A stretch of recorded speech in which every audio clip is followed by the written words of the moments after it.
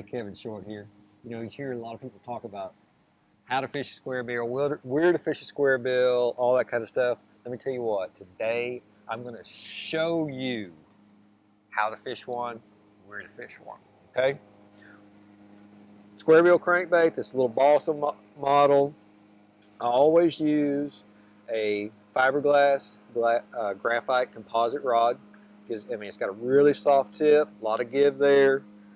14 to 20 pound fluorocarbon line, okay? 6.4 to 1 gear ratio reel. That's my setup, okay? I've got a 7-foot model rod. I've got the same rod with a little bit shorter handle, 6.5 foot for real close stuff, fishing docks, fishing up real close, and making a little underhand roll cast to trees. That's what we're working with, okay? And what we've got out here is a pretty good sized little shallow flat here. It's, it's like 3 to 5 foot. And we've got, I can see 6 or 7 pieces of isolated wood, laydowns, some little brush tops, and that is perfect summertime crankbait material for throwing a square bill around it. Isolated stuff, whether it's a dock, a laydown, is a lot better than miles and miles and miles of the same thing because, you know, an isolated piece like that, even if it was one piece laying on a huge flat, there's nowhere else for those fish to hide except on that one piece. All right, so let's see what happens here.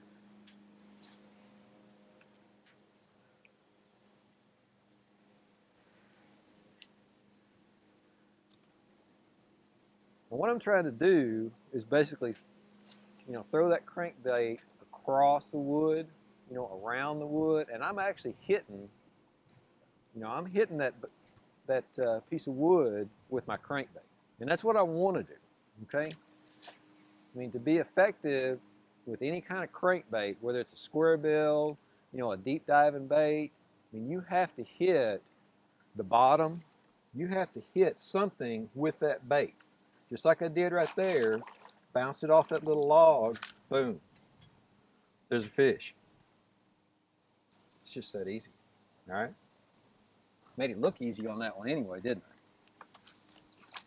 But it's so very important to take that crankbait and bounce it off the cover. Deflection is the key to making any square bill work.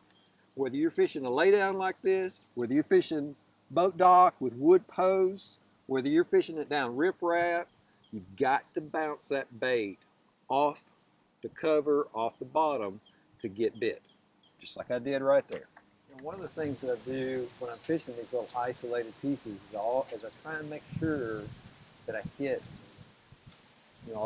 whether it's a boat dock, whether it's a laydown, brush top, try and hit it from as many different angles as I possibly can.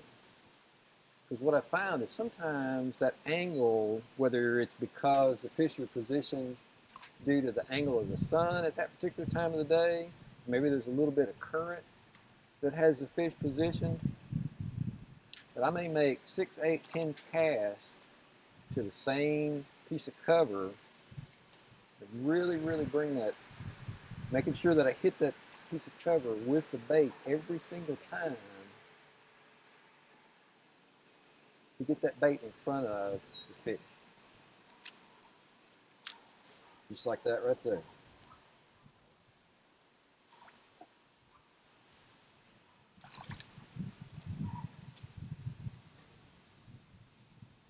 Persistence and deflection makes a difference in shallow cranking. You got to do both. You have to be persistent. Don't make just one cast to a piece of cover. Make multiple casts. Be persistent. Make sure that your bait hits the cover every single cast. Keep cranking along there. Got your crankbait hung up, all right? This is how you get it unhung. All right, first thing I do is take and load the rod up pretty good, okay? A little bend in the tip. Grab the line right above the reel, between the reel and the first stripper guide, and really put a good flex in that rod, okay? Pop it, just like you would a bow and arrow. Pop it. What it does is when you pop it, that bait, that little bait is hung up around that limb. When you pop it, it makes that bait jerk back just a little bit, A lot of times with a very buoyant bait, particularly a balsa bait like this, when you pop that line, it'll jerk it just enough where those hooks will come free and the bait will float back up.